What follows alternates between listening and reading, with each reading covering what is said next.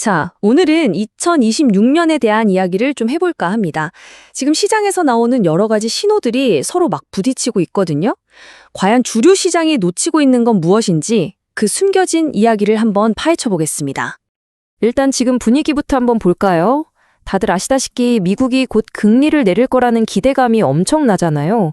그래서 많은 분들이 이제 다시 좋은 시절 오는구나, 파티가 시작되겠구나 하고 생각하고 계시죠. 근데 혹시 이 축하 파티가 너무 이른 건 아닐까요? 금리 인하는 상승장이라는 공식이 정말 맞는지 역사를 한번 되짚어 보면서 이 생각에 제대로 한번 태클을 걸어보겠습니다. 보통은 금리 인하하면 이제 주식시장 오른다 이렇게들 생각하잖아요. 근데 놀랍게도 역사를 보면 그 금리 인하가 오히려 본격적인 침체의 시작을 알리는 신호탄이었던 경우가 정말 많았다는 거죠. 이게 진짜 중요한 포인트인데요. 중앙은행이 금리를 내리는 건 자, 여러분, 이제 파티 시작합니다 하려고 하는 게 절대 아니에요. 경제가 지금 어딘가 아프다는 심각한 신호거든요. 그러니까 의사가 약을 처방하듯이 금리 인하라는 조치를 취하는 겁니다. 한번 보세요. 지난 25년간 가장 컸던 시장 붕괴들, 그러니까 2000년 닷컴 버블 때도 그랬고 2008년 글로벌 금융위기 때도 그랬습니다. 연준이 금리를 내리기 시작하자마자 바로 큰 위기가 터졌죠.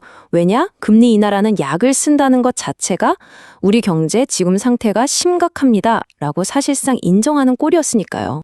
자, 그럼 이 환자 어디가 어떻게 아픈 건지 한번 제대로 진단해 볼까요?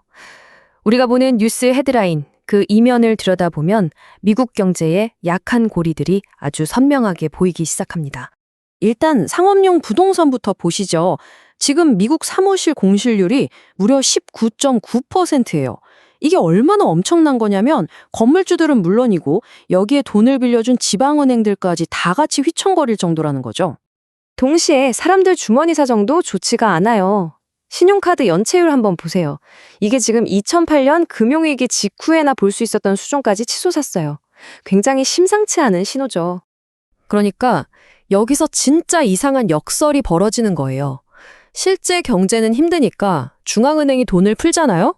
근데 그 돈이 일반 서민들한테 가는 게 아니라 월스트리트로 흘러 들어가서 자산 가격만 막 부풀리는 겁니다. 말 그대로 경제가 나빠서 자산 가격이 오른다. 이런 기이한 현상이 생기는 거죠.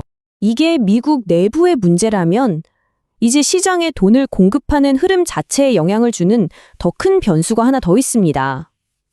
바로 지금까지 전 세계에 돈을 뿌려주던 말하자면 세계의 ATM이었던 일본이 이제 그 수도꼭지를 잠그려고 하고 있거든요. 수십 년 동안 일본은 이 엔캐리 트레이드라는 걸로 세계의 ATM 역할을 톡톡히 해왔어요.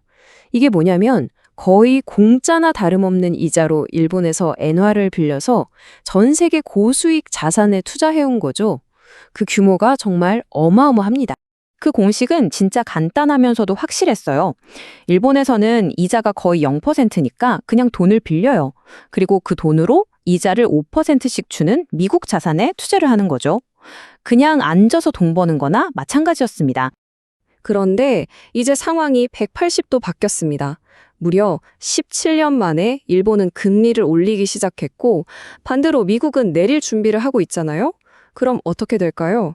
예전에 재미 봤던 투자자들이 이제는 손해보기 전에 빌렸던 엔화를 갚으려고 미국 자산을 막 팔아치우기 시작하는 거죠. 거대한 자금 이탈, 즉 청산이 시작된 겁니다. 자, 그럼 2026년에 이 두 개의 거대한 힘, 그러니까 돈을 풀려는 미국과 돈을 걷어들이려는 일본이 정면으로 부딪히면 도대체 무슨 일이 벌어질까요? 이 시나리오를 두고 전문가들은 두 마리의 회색 코뿔소가 충돌하는 것과 같다고 말해요. 회색 코뿔소, 이게 뭐냐면 저 멀리서 엄청난 속도로 달려오는 게 뻔히 보이는데도 다들 애써 무시하고 있는 거대한 위협을 뜻하거든요. 하나는 침체에 빠진 미국 경제고 다른 하나는 돈을 회수해가는 일본인 거죠. 이 둘이 충돌하면 유동성 진공 상태라는 게 만들어져요. 이게 뭐냐면 한쪽 미국에서는 호수로 물을 막 붓고 있는데 다른 쪽 일본에서는 그보다 더 큰 펌프로 물을 막 빨아들이는 거예요. 그럼 시장은 어떻게 되겠어요? 엄청나게 불안정해지고 그야말로 아수라장이 되겠죠. 여기에 디베이스먼트, 즉 통화가치 하락 현상이 기름을 붓습니다. 쉽게 말해서 돈의 가치가 떨어지는 거예요. 중앙은행이 돈을 너무 많이 찍어내니까 마치 물을 너무 많이 타서 오렌지 주스가 밍밍해지는 것처럼 돈의 가치 자체가 희석되는 거죠. 그러니까 경제는 안 좋은데 자산 가격만 붕 뜨는 이상한 현상이 더 심해지는 겁니다. 자, 여기까지 들으면 좀 불안하게 느껴지실 수 있는데요. 하지만 이런 엄청난 변동성은 반대로 말하면 엄청난 기회가 될 수도 있습니다. 그래서 이 폭풍을 어떻게 헤쳐나갈지 3단계 생존 전략을 지금부터 알려드리겠습니다. 핵심은 크게 세 가지입니다. 첫째, 현금으로 방어 태세를 갖추고, 둘째, 엔화 같은 걸로 반격의 기회를 엿보고, 셋째, 빚을 줄여서 생존력을 높이는 겁니다.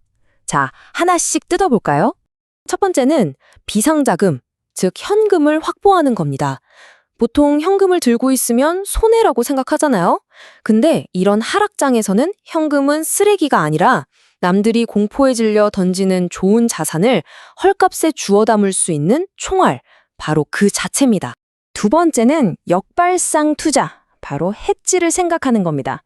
지금 일본은 돈줄을 죄고 있잖아요. 그럼 엔화 가치는 올라갈 가능성이 높겠죠. 이걸 이용해서 혹시 모를 달러 약세에 대한 보험을 들어두는 거예요. 엔화 관련 ETF라든지 일본 내수주 같은 것들이 방법이 될 수 있겠습니다. 그리고 마지막 세 번째, 이게 어쩌면 가장 중요할 수도 있는데요. 바로 부담을 줄이는 겁니다. 수수료를 묶고 있는 위험한 밧줄들을 끊어내는 거죠. 구체적으로는 레버리지, 즉 빚을 줄이는 겁니다. 시장이 이렇게 위아래로 미친 듯이 흔들릴 때 빚이 많으면 순식간에 강제로 청산당할 수 있어요. 소위 말하는 마진콜이죠. 폭풍우가 몰아칠 때는 몸이 가벼워야 살아남을 수 있습니다. 그리고 살아남은 사람만이 나중에 바닥에서 기회를 잡을 수 있는 거고요. 2026년 거대한 반전이 다가오고 있습니다. 이 엄청난 변동성 속에서 그냥 휩쓸려가는 구경꾼이 되시겠습니까? 아니면 이 파도를 타고 기회를 잡는 전략가가 되시겠습니까? 그 선택은 여러분의 몫입니다.